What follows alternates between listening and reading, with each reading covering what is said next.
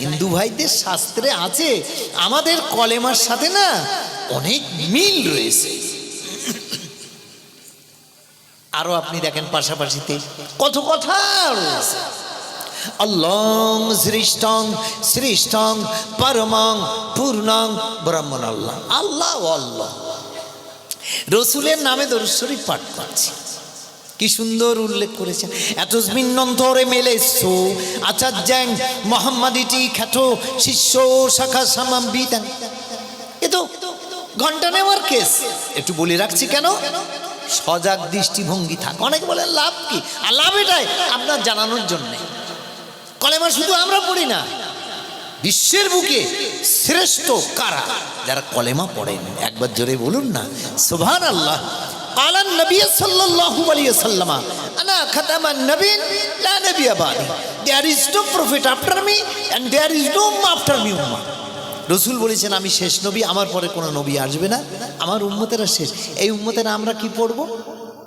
কালেমা কালেমা কালেমা কালেমা। আমাদের কাছে there is no God but Allah, there is no creator but Allah, there is no ভগবান but Allah। কেউ নেই আমাদের কাছে। আছেন কে? জোরে বলুন আল্লাহ। আরো জোরে বলুন আল্লাহ আল্লাহ আল্লাহ। তাহলে আমরা আল্লাহ আল্লাহ। এ কলেমা শুধু আমরা পড়ি না, আদম আলাইহিস সালামের সময় তারা পড়েছিলেন লা ইলাহা ইল্লাল্লাহু, আদম সফিউল্লাহ। মুসা আলাইহিস সালামের সময় পড়েছিলেন লা ইলাহা ইল্লাল্লাহু, মুসা কালিমুল্লাহ। ঈসা আলাইহিস সালামের সময় পড়েছিলেন লা ইলাহা ইল্লাল্লাহু, ঈসা রুহুল্লাহ। গাড়ি আছে, ড্রাইভার চেঞ্জ হয়েছে। ইসলাম আছে, কি হয়েছে? রসুল পাকের এই পিরিয়ডে আমরা পড়ি লা ইলাহা ইল্লাল্লাহু মুহাম্মাদুর রাসূলুল্লাহ। ক্ষণেকের জন্য আমরা একটু পড়ি কালেমা কালেমা কালেমা, আওয়াজ তুলে পড়ি লা ইলাহা ইল্লাল্লাহ লা ইলাহা ইল্লাল্লাহ লা ইলাহা ইল্লাল্লাহু মুহাম্মাদুর রাসূলুল্লাহ।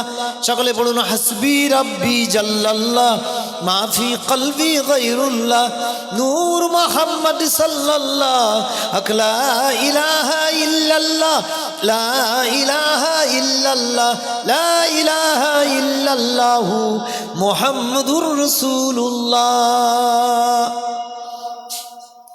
আজকের জলসার নির্বাচিত নির্ধারিত যোগ্য সভাপতি সাহেব তৎসহ মহাসম্মানীয় উলামায়ে কেরাম হযরত মাওলানা সিদ্দিক হোসেন সাহেব, আরও যারা আছেন, মাওলানা আব্দুল গফফার সাহেব, মঞ্চে যারা উপস্থিত আছেন, আমাদের ইসমাইল হোসেন সাহেব আছেন, আবার আরেকজন হোসেন সাহেব আছেন, আরও আরেকজন আছেন। আর মক্তবে যে দেখাশোনা যে দায়িত্ব একটু আছে তৈয়ব সাহেব আছেন। শ্রোতাদের মধ্যে বিশিষ্ট অনেকেই আছেন, প্রধান সাহেব সহ অনেকেই আছেন, সাইফুদ্দিন সাহেবও আছেন। আপনারা এবং আমরা যারা এই মহান ইসালে সবে আসতে পেরেছি, তার জন্য আল্লাহ তাআলার দরবারে সকলেরই কর্তব্য কৃতজ্ঞতা জ্ঞাপন করা। আল্লাহ তাআলার দয়ায় আমরা এখানে আসতে পেরেছি। আল্লাহর দয়ায় আপনার আমার শ্বাস প্রশ্বাস চলছে। আল্লাহর দয়ায় আপনার আমার ক্ষমতা আছে বলে এখানে আসতে পেরেছি। এখন একটু প্রশংসা করতে হবে কার? আল্লাহ। আল্লাহ আমরা বলি না আলহামদুলিল্লাহি রাব্বিল আলামিন, praise be to Allah lord of the world. সমস্ত প্রশংসা তার, যিনি বিশ্বজগতের প্রতিপালক। একবার আওয়াজ তুলে বলুন, আওয়াজ চুরি করবেন না। আলহামদুলিল্লাহ বলতে কার্পণ্যতা ভাব প্রকাশ করবেন না।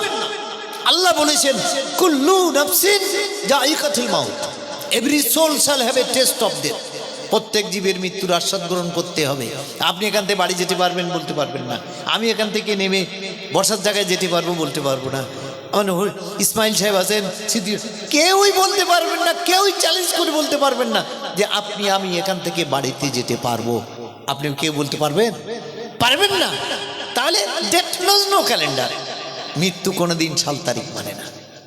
এইটাই মনে করুন হয়তো শেষ রাত, এই জলসায় বসা, আপনারা আমরা আসতে পেরেছি, তার জন্য আল্লাহ তাআলার দরবারে আওয়াজ তুলে বলতে হবে, জোরে বলুন আলহামদুলিল্লাহ।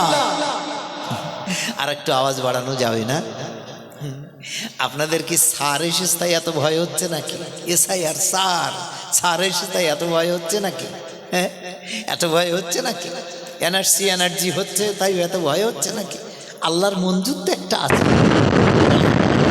ওসিলা তো একটা আছে। দুর্বলতা ত্যাগ করতে হবে, বুঝলেন? অলসতা, অক্ষমতা, দুর্বলতা ত্যাগ করতে হবে।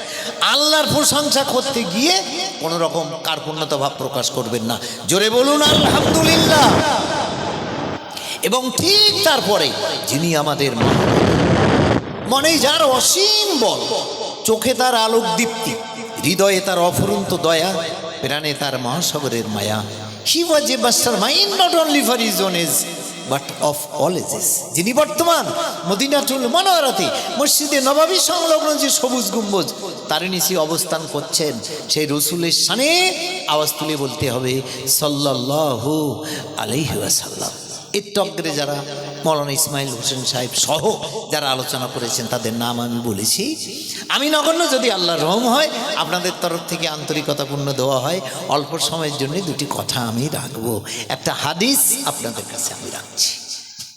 قال النبي صلى الله عليه وسلم ذاق طعم الإيمان من رضي بالله ربا وبالإسلام دينا وبمحمد رسولا أو كما قال عليه السلام. Our holy prophet said in the hadith, he has tasted the sweetness of faith, who is pleased with Allah as Lord, with Islam as religion, and with Muhammad sallallahu alaihi wasallam as apostle of Allah, Allah, Allah, Allah. একটা হাদিস রেখেছি, আর একটা হাদিস আমি রেখেছি, আনা খাতামান নবীন লা নবিয়্য বা'দ, there is no prophet after me and there is no ummah after me. Two hadith, that's enough. এবার একটু বলছি আপনাদের কাছে। আল্লাহ রসুল ঘোষণা করেছেন, যিনি মনে প্রাণে আল্লাহকে নিজের রব বলে মেনে নেবেন তিনি ঈমানের আস্বাদ পাবেন। আর একবার জোরে বলা যাবে না সুবহানাল্লাহ?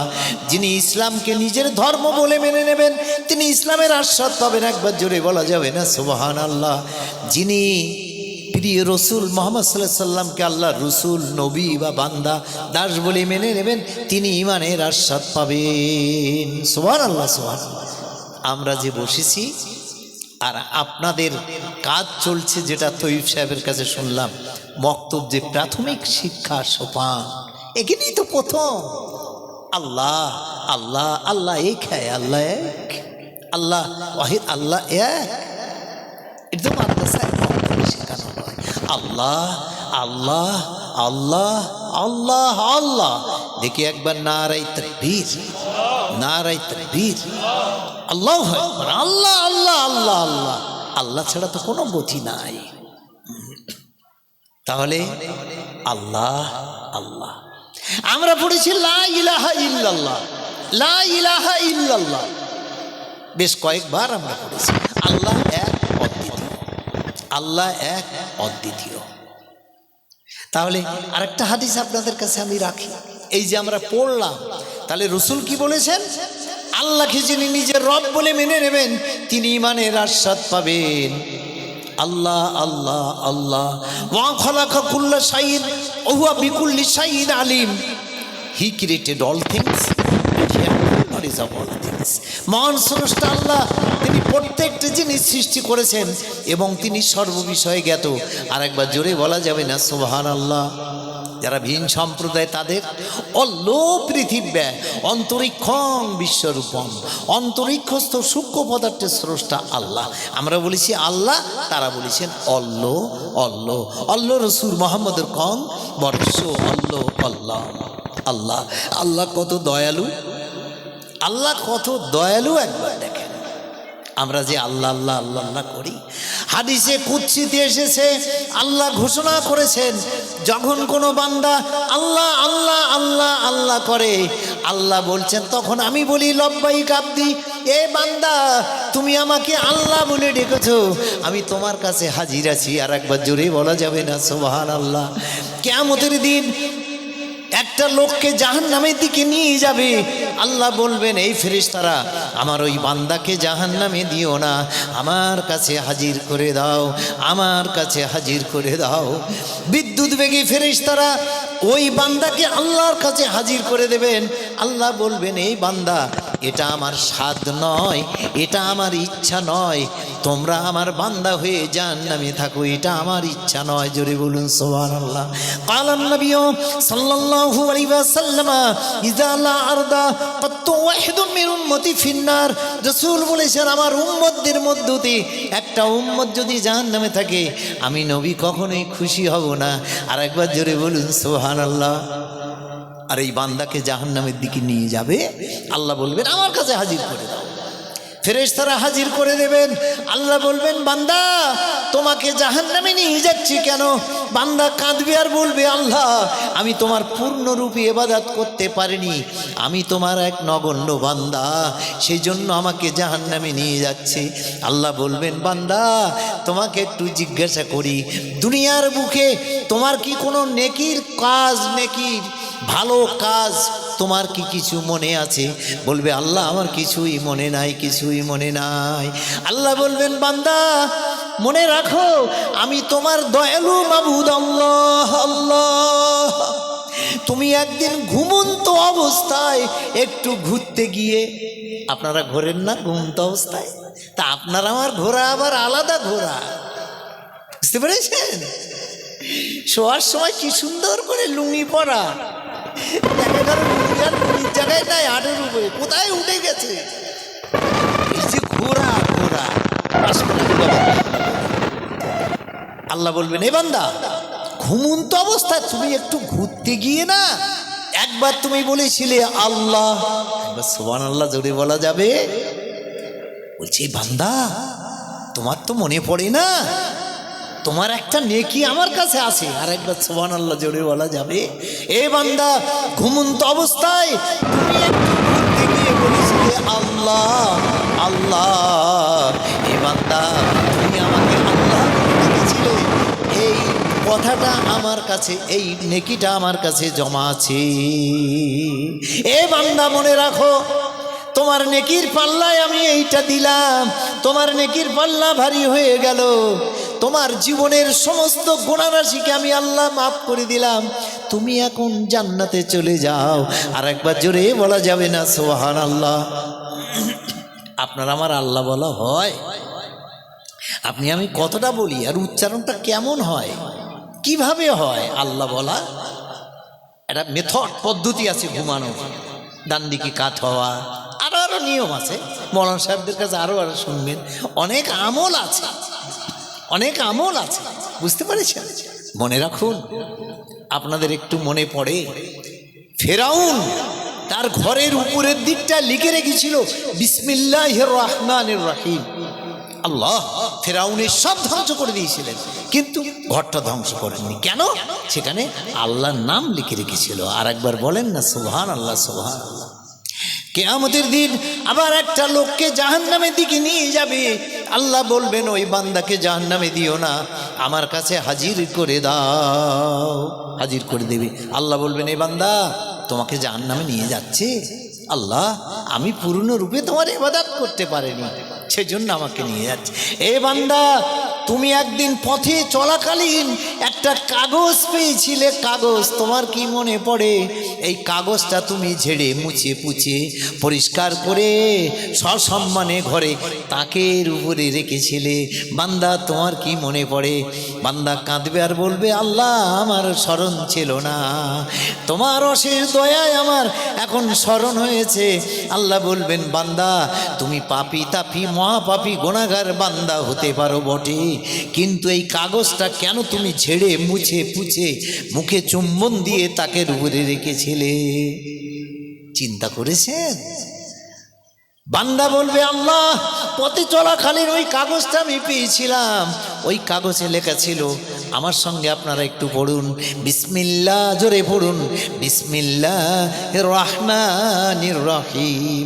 এই বান্দা বলবে আল্লাহ ওই কাগজে তোমার পবিত্র নামটা লেখা ছিল, আমি চিন্তা করলাম আমি পাপিষ্ঠ পামর গুনাহগার খাতাকার সিয়াকার নরধম গুনাহগার হতে পারি বটে, কিন্তু আমার মহান মাবুদ আল্লাহর পবিত্র নামটা লেখা, তার উপর দিয়ে কেউ বা অপবিত্র অবস্থায় চলছে, কেউ বা জুতো পায়ে দেওয়া অবস্থায় চলছে আল্লাহ। তাই আমি ওই কাগজটা তুলে ঝেড়ে মুছে পুছে পরিষ্কার করে মুখে চুম্বন দিয়ে তাকের উপরে রেখেছিলাম। আর একবার জোরে বলুন সুবহানাল্লাহ। আল্লাহ বলবেন, বান্দা তোমার মতো গুনাহগার বান্দা আমার কেউই ছিল না, কিন্তু তোমার অন্তরে ছিল আমার প্রতি ভক্তি মহব্বত ভালোবাসা, তাই আমার লেখা নামটা তুলে তুমি ঝেড়ে মুছে পুছে পরিষ্কার করে তাকে রেখেছিলে বান্দা। আমার নামের বরকতে তোমার জীবনের গুনাহরাশিকে আমি মাফ করে দিলাম। আর একবার জোরে বলুন সুবহানাল্লাহ। তুমি এখন জান্নাতে চলে যাও। আল্লাহ দয়ালু, আল্লাহ দয়ালু, আল্লাহ দয়ালু, বুঝতে পেরেছেন? আল্লাহ দয়ালু। দেখি একবার অবস্থা না রাই তাকবীর। একটু মনে রাখুন, আমি শুরু করেছি আল্লাহ, আল্লাহর প্রশংসা, আল্লাহর প্রশংসা।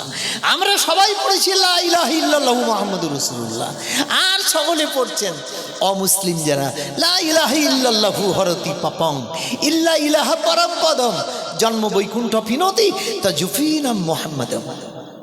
তাহলে আমরা একটু পড়লাম, এটা লাভটা কি? একটু আর একটু পড়ি আমরা একটু। লা ইলাহা ইল্লাল্লাহ, লা ইলাহা ইল্লাল্লাহ, জোরে বলুন লা ইলাহা ইল্লাল্লাহ, লা ইলাহা ইল্লাল্লাহু মুহাম্মাদুর রাসূলুল্লাহ। রাসূল কি বলেছেন? قال النبي صلى الله عليه وسلم إن الله تعالى وتبارك عمودا من نور بين يدي العرش فإذا قال العبد لا إله إلا الله اهتز ذلك العمود فيقول الله تعالى اسكن فيقول كيف أسكن يا ربي ولم تغفر لقائلها أو كما قال عليه السلام। রসুল বলেছেন, যখন কেউ শুধুমাত্র পড়তে থাকে, পড়ুন লা ইলাহা ইল্লাল্লাহ, জোরে বলুন লা ইলাহা ইল্লাল্লাহ, লা ইলাহা ইল্লাল্লাহ, লা ইলাহা ইল্লাল্লাহু মুহাম্মাদুর রাসূলুল্লাহ। আল্লাহর রসুল বলেছেন, যখন কেউ শুধুমাত্র পড়তে থাকে লা ইলাহা ইল্লাল্লাহ, লা ইলাহা ইল্লাল্লাহ, নিশ্চয়ই আল্লাহর আরশের সামনে একটা নূরের খুঁটি আছে, ওই খুঁটিটা তখন ঠক ঠক করে কাঁপতে থাকে। আর একবার কি জোরে বলা যাবে না সুবহানাল্লাহ? আমরা এখানে পড়ছি, দূরত্ব কত, আউট অফ ইমাজিনেশন, ধারণাতীত, কল্পনাতীত, out of capacity, out of imagination. আপনার আমার আয়ত্তাধীন নয়। আল্লাহর আরশের সামনে একটা নূরের খুঁটি। রাসূল বলেছেন, যখন কোনো মানুষেরা লা ইলাহা ইল্লাল্লাহ পড়তে থাকে, ওই নূরের খুঁটিটা ঠক ঠক ঠক ঠক করে কাঁপতে থাকে। আল্লাহ বলেন, এ খুঁটি তুমি স্থির হয়ে যাও, চুপ হয়ে যাও। ফায়াকুলু কাইফা আসকুনু ইয়া রাব্বি ওয়ালাম তাগফির লিকাইলাহা। খুঁটি বলতে থাকে, আল্লাহ আমি চুপ করে থাকতে পাচ্ছি না। আল্লাহ জিজ্ঞাসা করেন, কেন এ খুঁটি, তুমি কেন চুপ করে থাকতে পাচ্ছ না? খুঁটি বলতে থাকে, আল্লাহ তোমার যে সব বান্দারা লা ইলাহা ইল্লাল্লাহু পড়েছে, তাদের পূর্বের যত গুনাহ আছে, এই গুনাহ রাশিকে মাফ না করা পর্যন্ত আমি তোমার নূরের খুঁটি চুপ করে থাকবো না। সুবহানাল্লাহ, সুবহানাল্লাহ। এই জলসা চলবে দীর্ঘক্ষণ ইনশাআল্লাহ। কেন? অন্যান্য জায়গায় সুবহানাল্লাহ বলানোর জন্য চার্জ দিতে হয়, এই বলার আগেও আপনারা বলছেন, মানে ধন্যবাদ, many thanks for your lovely talk, ধন্যবাদ, ধন্যবাদ। বহু জায়গাটা এরকম চার্জ দিয়ে দিয়েও হয় না, বুঝলেন? বারবার বলার পরে তারপরে একবার বলে সুবহানাল্লাহ। মনে রাখুন, আল্লাহ বলেন, এ খুঁটি তুমি স্থির হয়ে যাও, এ ফেরেশতারা সাক্ষী থাকো, আমার যে সব বান্দারা অমুক গ্রামে অমুক জায়গাতে বসে বসে লা ইলাহা ইল্লাল্লাহু পড়েছে, তাদের পূর্বের গুনাহ রাশি আমি মাফ করে দিলাম। সুবহানাল্লাহ। আর একটু জোরে বলুন সুবহানাল্লাহ, সুবহানাল্লাহ।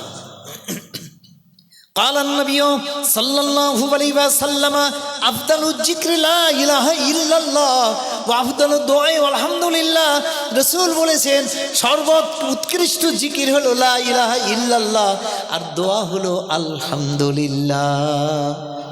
একটু আপনারা আপন ইচ্ছায় আলহামদুলিল্লাহ জোরে বলবেন, একটু আপন ইচ্ছায় একটু জোরে বলুন আল্লাহ আল্লাহ। দেখেন এখানকার পরিবেশ পরিস্থিতি আলাদা। আমাদের মহিত সাহেব যেখানে থাকেন, বাইরে যান, বসিরহাটের পরিবেশ পরিস্থিতি আলাদা। এত টেনে বলা যায় না, সব জলসায়। আমার জেলের ভিতরে তো টেনে একটিও কথা বলা যায় না, শুধু নামাজটাই একটু আলহামদুলিল্লাহ রাব্বিল আলামিন এরকম, আর তো চলে না। এখন আমাদের উদ্যতন ওলামারা, বুজুর্গানে দিনেরা, পীর মুর্শিদেরা, তারা এরকম মার্জিত ভাষায় একটু টেনে টেনে টেনে টেনে বলেছেন। আমিও একটু সাথে সাথে টেনে টেনে টেনে টেনে বলছি, বুঝতে পারছেন? এখন কলেমা আমরা পড়লাম, এই কলেমা থাকবে তো? আপনার আমার কাছে কলেমা থাকবে তো? হ্যাঁ বলেন। প্রাথমিক সোপানে আপনার যদি সঠিক না হয়, পরবর্তীতে আপনি কি করে ঠিক করবেন? 40, 45, 50 বছর যখন বয়স হয়ে যাবে, শিখতেও আপনার লজ্জা লাগবে। এই জন্যই তো মক্তবের গুরুত্ব কত বেশি, বুঝলেন? বাড়ির কচিকাচাদের দেন, আর গোড়ের বাতি স্বরূপ দু একটা বাদ পড়া ছেলে মাদ্রাসায় দেন। আপনার ছেলে লন্ডনে থাকে, আপনার ছেলে বিএসসি ডিস্টিংশন অনার্স কমপ্লিট করুন, এমএ পাস করান, কোনো বাধা নেই তো। কিন্তু প্রাথমিক সমানে দিনী শিক্ষা, নতুবা কি হবে জানেন তো? আপনার ছেলে জার্মানে আছে, শুনেছে বাপ মারা গেছে, ব্যাস বাইয়ারে করে বাড়ি চলে এলো। বাড়ি আসার পর জানাজা নামাজি নিয়ে তো জানে না, নাক মোজা রুমাল মাথায় দিয়ে দাঁড়িয়ে গেল। লোকে যা বলে আমি তাই বলছি। কি হবে? আপনার কবরের ধারে গিয়ে কে সালাম দেবে? কে সালাম দেবে আপনার কবরের ধারে গিয়ে? কে সালাম দেবে? আহা, আল্লাহ রসুল বলেছেন মাতা পিতার ইন্তিকালের বাদে নেক সন্তানেরা যদি দোয়া করে, সে দোয়া আল্লাহর দরবারে নিঃসন্দেহে কবুল হয়। আর একবার জোরে বলা যাবে না সুবহানাল্লাহ? আহা, পিতামাতার দোয়াও অনুরূপ কবুল হয়। তাহলে যদি আপনি দিনী শিক্ষা না দেন, আপনি শিখান আপনার ছেলে what does this mean, if not that every ultimate, আপনি পড়ান, কোনো অসুবিধা কিচ্ছু নেই, পড়ান, কিন্তু তার সাথে সাথে দিনী শিক্ষা দেন। আপনি কবে শিখবেন? কবে শিখবেন? মাদ্রাসায় একটা ছেলে দিলেন, দুষ্টুমি করেছে, বদমাইশি করেছে, কিন্তু যে বদমাইশি ছেড়ে দিয়ে তখন যেটা বলবে সেটাও ভালো বলবে, যেহেতু প্রাথমিক সোপানটা তার মজবুত আছে। আপনি কটা নেবেন? আমার একটু মনে পড়ে, আপনারা এলেম বক্স হুজুর রহমতুল্লাহ এই রস শুনেছেন? শোনেননি? একটু হ্যাঁ না বলবেন। নাম শোনেননি? এলেম বক্স হুজুর রহমতুল্লাহ কড়া প্রকৃতির মানুষ ছিলেন। আমাকে বলছে দিন ইসলাম, আমার মহল্লায় একটা লোক ইন্তেকাল করেছে। ইন্তেকাল করার পরে বলি দেওয়া হলো আগামী শুক্রবার সোয়াবরেসানি কলেমা পড়ে আসবেন, সোয়াবরেসানি হবে। একটা লোক এসে বলছে আমি 20,000 কলেমা পড়েছি, হাতে তসবিহ দানা। একজন এসে বলছে হুজুর এর নামাজ নেই, কালাম নেই, পেচ্ছাপ করে পানিও নেয় না, হুচটকেই ভুল করে পশ্চিম দিকেও পড়ে না, এ 2000 কলেমা পড়ে এলো। আমরা যা পড়েছি বলতে আমরা লজ্জিত, আপনার সঙ্গে বলতে পারবো না। কারোর হয়ে 500, কারোর হয়ে 1000, আর এরও 20,000। এলেম বক্স হুজুর বলছেন দিন ইসলাম, আমি লোকটাকে ডাকলাম, বাবা আমার কাছে একটু আসে, আপনি কত কলেমা পড়েছেন? তো বলছে 20,000। আলহামদুলিল্লাহ। কীরকম করে পড়েছেন? একটু পড়ুন না, আস্তে আস্তে আস্তে আস্তে পড়ুন। তা বলছে আমি খুব রানিং পড়ি। কলেমা পড়া শুরু করেছে, লাইলা মশলা লাইলা মশলা লাইলা মশলা লাইলা মশলা, কিছুক্ষণ পড়েছে। এলেম বক্স হুজুর বলছেন এই কলেমা তো 10 মিনিটে 10,000 হবে। আচ্ছা বলেন হবে কি না? হবে না? লাইলা মশলা এই তো 10 মিনিটে 10,000 হবে। তো উনি যেমন কড়া প্রকৃতির মানুষ ছিলেন, রসিকও ছিলেন। বলছে বাবা আপনি আমাদের সঙ্গে কবর জিয়ারতে থাকবেন না। কেন হুজুর? থাকবেন না। হাসছে লোকটা, দুঃখও করছে, কেন হুজুর এরকম বলছেন? বাবা আপনাকে কবরের ধারে নিয়ে গেলে না, এই যে কলেমা আপনি পড়ে এসেছেন, ও রুহ হয়তো বলবে আমার অন্য কবরে দাও। কি কলেমা পড়েছে একবার দেখেন, লাইলাতুল বরাত। সকালবেলা দেখবেন 2-1 নামাজ কালাম কিছুই নেই, কি সুন্দর করে দিয়ে বলছে 350 রাকাত নামাজ পড়েছে আজ রাত্রিতে। কেউ বলছে আমি 100 রাকাত নামাজ পড়েছি। জিজ্ঞেস করি দেখেন কি সুন্দর করে পড়ে গেল তাড়াতাড়ি। চাচা কিরকম পড়লেন? আলহামদুলিল্লাহ গরিল মকদুল আলাম তারা কাসফি মাকুল উঠেছে পড়েছে। ওর নামাজ তো খুব তাড়াতাড়ি হবে। বিকার কোনো কাজ হলো? কোনো কাজ হলো না। কোনো লাভ হলো? কোনো লাভ হলো না। আপনি 5 রাকাত 4 রাকাত পড়েন, 4 রাকাত পড়েন, সঠিক করে পড়ার চেষ্টা করেন। চেষ্টা আছে। আল্লাহ রসুল বলেছেন মুরু আওলাদাকুম বিসসালাত আহুম আবনাউ সাবি সিনিন ওয়াদরুবুহুম আলাইহা আহুম আবনাউ আশারি সিনিন আও কামা ক্বাল আলাইহিস সালাম। রসুল বলেছেন তোমার সন্তানদের যখন 7 বছর বয়স হবে, সন্তান সন্ততিদের যখন 7 বছর বয়স হবে, তোমরা নামাজের আদেশ দাও। কি বললেন? 7 ইয়ার্স। কেন বললেন? কেন বললেন? রসুলের কথার মধ্যে কত দূরদর্শিতার পরিচয়। তোমাদের সন্তান সন্ততিদের বয়স যখন হবে 7 বছর, নামাজের আদেশ দাও। যদি নামাজ না পড়ে ওয়াদরুবুহুম আলাইহা আহুম আবনাউ আশারি সিনিন, 10 বছর বয়সে একটু মারো, ভয় দেখাও। কারো কষ্ট হচ্ছে নাকি শুনে? তার কষ্ট হবে যে নামাজ পড়ে না।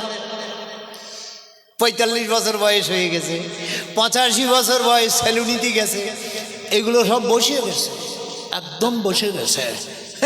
পারমাণিক বলছে জিভ দিয়ে একটু ঠেল দেন তো, এরকম করে তাই কাটতেছে, কিন্তু সালামও দিতে জানে না। আল্লাহ, একজন লোকের বয়স হয়েছে ভালো, আমি সালাম দিস এরকম করছে। আমি চাচা এ কি ব্যাপার? তো বলছে খোকা আমি ওইটা সঠিক বলতে পারি না। হাতে হাত দিয়েছি, তা বলছে আস্তাগফিরুল্লাহ। তাই বলছি চাচা আমার হাতে কি কোনো খারাপ জিনিস আছে? আমি তওবা পড়ছেন কেন? তো বলছি খোকা হাতে হাত কি বলতে হয় আমি জানি না, মুখ তার পাকা। আমি তো নাম বলছি না। আমি যদি এখন নাম বলি, কার খালাদিমণির ভাগ্নি যে আমার ফুফুর ছেলে, পরে বলি দেবেন ও বিজেপির মার্ডার করবে না, ও তার আত্মীয় আমার খুন করে দেবে, দিবালোকে খুন করে দেবে, বুঝলেন? হাতে হাত দিয়ে বলছে আস্তাগফিরুল্লাহ। আল্লাহ, কটা লোক যিনি বেশি তড়পাবেন আমি যদি চ্যালেঞ্জ করে বলতে পারি, আপনি বলুন তো আমার জেলের ভিতরে এনি টাইম এনি হাউ আল্লাহর মেহেরবানি এমনভাবে শিক্ষা দেওয়া হয়েছে, যারা আছে এখনো যারা আছে আর যারা চলে এসেছেন তারা জানে, তাদেরকে রীতিমতো ট্রেনিং। আমাকে মশলা জিজ্ঞেস করছে, জানেন তারা কত কত বুঝতে শিখেছে। আমাকে মশলা জিজ্ঞেস করছে রুকুতে যাওয়ার সময় কতটা নিচু হতে হয়। আমার বলার আগে একজন বলছে দেওয়ালে হাত দিয়ে এরকম নিচু হতে হয়। বলুন সুবহানাল্লাহ। কি করে শিখলো তারা? হ্যাঁ, আর এরা জিজ্ঞেস করছি চাচা হাতে হাত দিয়ে, আমার জিজ্ঞেস করছে হাতে হাত দিয়ে কি বলতে? চাচা হাতে হাত দিয়ে বলতে তুমি আমার বাড়ি যেও না, আমি তোমার বাড়ি যাব না। বলছি খোকা এটা কি ঠিক? আমি তোমার জন্য ঠিক চাচা। আমি কি বলবো বলো, আমি একটু রসিকতা করে বললাম। বলছে খোকা আমার মনে থাকে না? ক বিঘা জমির চাষ করেছো তুমি? গরমের চাষ 4 বিঘা। কি কি তেল দিয়েছো? থাইনল, হেক্সিডল, সেক্সিডল। এগুলো তোমার ওই বোম্বাস্টিক ওয়ার্ড কি করে মনে থাকে? খোকা শুনে শুনে এগুলো শুনে শুনে মনে হয় না। প্রাথমিক সোপান ঠিক করুন, দিনী শিক্ষা অর্জন করুন। এখনো মৃত্যুর পর থেকে কবর পর্যন্ত শিক্ষার একটা জায়গা। জোরে বলুন সুবহানাল্লাহ, সুবহানাল্লাহ, সুবহানাল্লাহ। তাহলে কত প্রয়োজন কলেমার কথা বললাম। একটু কলেমা আলাদা করে আপনি জিজ্ঞেস করে দেখেন, বলতে লা ইলাহা ইল্লাল্লাহ মুহাম্মাদুর রাসূলুল্লাহ, দুই একজন বলছে মুহাম্মাদুর রাসূলুল্লাহ। আর রাসূল বলেছেন আফদালু যিকরি লা ইলাহা ইল্লাল্লাহ ওয়া আফদালু দুআ আলহামদুলিল্লাহ। সর্বোৎকৃষ্ট জিকির লা ইলাহা ইল্লাল্লাহ, আর দোয়া হলো আলহামদুলিল্লাহ। আর একবার বলুন না সুবহানাল্লাহ, সুবহানাল্লাহ। কলেমা আমরা পড়লাম, মাফ হয়ে যাবে। আল্লাহ রসুল ঘোষণা করেছেন যে লোকটা একবার কলেমা শরীফ পাঠ করে তার জীবনের 4000 গুনাহ আল্লাহ মাফ করে দেন। যারা দূরে দূরে আছেন কানে কানে খুসখাস খুসখাস করবেন না, দুটো মাথা এক জায়গায় করবেন না। আমি উল্লেখযোগ্য কোনো আলেম নই, শুধু ফুরফুরা সিলসিলার একটা জুতো বাওয়া খাদেম। সিলসিলা is an open ear, Furfura it knows not how to die. হাওয়ার যেমন মৃত্যু হয় না, ফুরফুরা সিলসিলার মৃত্যু হয় না। তা আমি তার একটা জুতো বাওয়া খাদেম। চোরের বোন পুলিশ পুলিশ, আপনি যদি দুটো মাথা এক জায়গায় করেন আমার মনে মনে হবে লোকটা মনে হয় আমার ভুল ধরেছে, তাই মনে হয়। বুঝতে পেরেছেন? এরকম হয়। এই জন্য বলছি জলসায় থাকাকালীন বসুন, নিজেরা নিজেরা কথা বলবেন না। কথা যদি বলেন তাহলে শুনবেন কখন, বুঝবেন কখন। যদি আপনি নিজে বুঝে থাকেন আপনি নিজে নিজে বুঝুন, চুপ করে থাকুন। এটা আমার দুর্বলতা, দীনতা, হীনতা আমার আল্লাহ জানেন। আমার দীনতাহীনতা। আমার পাত্রে যদি পানি থাকে উবু করলে কেরোসিন বার হবে না। তাহলে আমরা কলেমা পড়েছি, আর একটু পড়বেন, আমারও তো ভুল হতে পারে। নেগেটিভ অ্যান্ড পজিটিভ, লাটা টেনে টেনে পড়ুন। লা ইলাহা ইল্লাল্লাহু মুহাম্মাদুর রাসূলুল্লাহ। রাসূল বলেছেন যে একবার কলেমা শরীফ পাঠ করবে তার জীবনের 4000 গুনাহ আল্লাহ মাফ করে দেবেন। শুধু তাই নয়, একজন জিজ্ঞেস করছেন, ইয়া রাসূলুল্লাহ, ইয়া হাবিবাল্লাহ, হুজুর, যে লোকটা কলেমা শরীফ পাঠ করলো তার জীবনে 4000 গুনাহ যদি না থাকে, রাসূল বললেন তার পাড়া প্রতিবেশীর মধ্যে যদি কোনো মানুষের 4000 গুনাহ থাকে আল্লাহ তার গুনাহ মাফ করে দেবেন। আবার জিজ্ঞেস করলেন, ইয়া রাসূলুল্লাহ, ইয়া হাবিবাল্লাহ, হুজুর, তার পাড়া প্রতিবেশীর মধ্যে যদি কোনো মানুষের 4000 গুনাহ না থাকে কি হবে? রাসূল বললেন তার আত্মীয় স্বজনের মধ্যে যদি তার যদি কারোর 4000 গুনাহ থাকে তার গুনাহ রাশিকে মাফ করে দেবেন। তাহলে কিসের কষ্ট? যদি কেউ অনিয়া ভাব প্রকাশ করেন আপনি গুনাহগার হবেন। আমি বলছি কেন?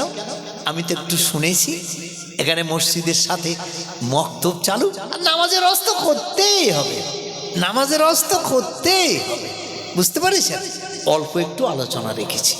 এখন আমি একটু দেখি নারায়ে তাকবীর বলবো, আর কাছাকাছি হবে না, একটু দেখি অবস্থাটা কিরকম যায়। একটু নারায়ে তাকবীর বলছি একটু। আমি আগেও কিন্তু বলেছি এ আল্লাহ শব্দ, এই আল্লাহু আকবার শব্দটা শুধু আমাদের নয়, বুঝতে পেরেছেন? শুধু আমাদের নয়, আমরা পড়ি না, আমরা তো পড়ি বিসমিল্লাহির রহমানির রহিম, কুল হুয়াল্লাহু আহাদ আল্লাহুস সামাদ লাম ইয়ালিদ ওয়া লাম ইউলাদ ওয়া লাম ইয়াকুল লাহু কুফুয়ান আহাদ। এটা কোন সূরা পড়লাম আমি? কোন সূরা? যাও তাই বাংলায় বলে না, আমাদের বসিরহাট দিকে যায়, এদিকেও তাই। পড়ার পরে জিজ্ঞাসা করলি, একজন উঠে বলছে সূরা ফিল, কেউ বলছে ইখলাস, কেউ বলছে মুখলেস, কি যে হবে তার কোনো ঠিক নেই। সূরা ইখলাস, now it is a class of educated people sage of science. জ্ঞানী গুণী সৌদি সকলের দাবি, এটা বিজ্ঞানের যুগ। আর বিজ্ঞানের যুগে দুটো কথা বলতে গেলে 7-5 ভেবে চিন্তা ভাবনা করে কথা বলতে। সূরা ইখলাসটা আমি পড়লাম কেন? আমি একটু নারায়ে তাকবীর বলবো, আল্লাহু আকবার বলতে হবে। এর মানে কি? আল্লাহ ঘোষণা করেছেন, আমার হাবিব তুমি ঘোষণা করে দাও আল্লাহ এক অদ্বিতীয়। একবার জোরে বলা যাবে না সুবহানাল্লাহ? আল্লাহু আহাদ আল্লাহুস সামাদ, তিনি কারো মুখোপেক্ষী নন। আরো জোরে বলুন সুবহানাল্লাহ। লাম ইয়ালিদ ওয়া লাম ইউলাদ ওয়া লাম ইয়াকুল লাহু কুফুয়ান আহাদ, তিনি কাউকে জন্ম দেননি, তাকেও কেউ জন্ম দেয়নি, তার তুলনায় কেহ নাই। সূরা ইখলাস, দ্যাট ইজ সূরা ইখলাস। এলেম বক্স আমি বলছি বেঈমান, আর এলেম বক্স হুজুর বলছেন খোকা সাধারণ বেঈমান না, হাইব্রিড বেঈমান। হাইব্রিড বেঈমানদের বুকের পরমাণু বোমা স্বরূপ সূরা ইখলাস। জোরে বলুন সুবহানাল্লাহ। হাইব্রিড বেঈমান কারা? Who is the creator? Creator is nothing. সৃষ্টিকর্তা কি কিছুই নাই, আল্লাহকে মানিই না, বলুন নাউজুবিল্লাহ। মানে এলেম বক্স হুজুর বলছেন ও হাইব্রিড বেঈমান।